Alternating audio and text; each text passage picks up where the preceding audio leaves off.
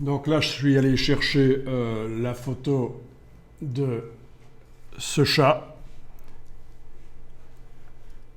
que j'ai pu afficher en grand grâce à la fonction afficher l'image de Bing, puisque j'ai recherché par Bing. Donc c'est une fonction que vous n'avez plus dans Google. Ceci dit, si vous avez pris une image qui ne comporte pas beaucoup de pixels, ce n'est pas grave, parce que je ne vous avais pas demandé de prendre une image avec beaucoup de pixels. Ce qu'on va faire ici fonctionne aussi avec des images qui sont un peu floues, qui ont peu de pixels.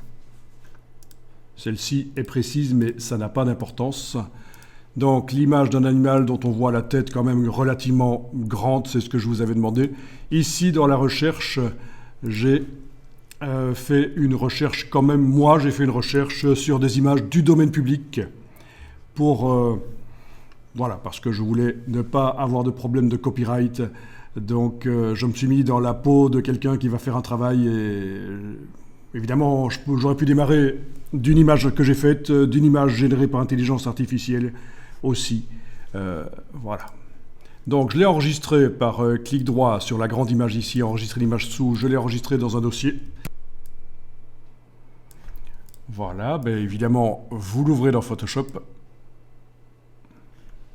Donc faites pas l'erreur de beaucoup de personnes, évidemment, beaucoup de débutants qui créent une image vide dans Photoshop et puis qui importent dans l'image vide l'image qu'ils ont été chercher.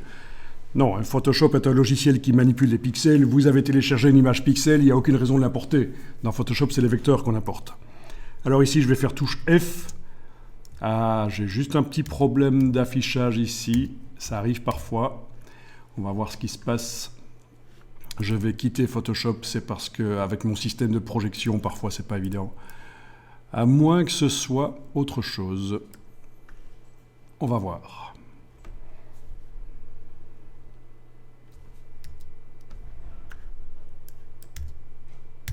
Ok, j'arrive plus à passer plein écran.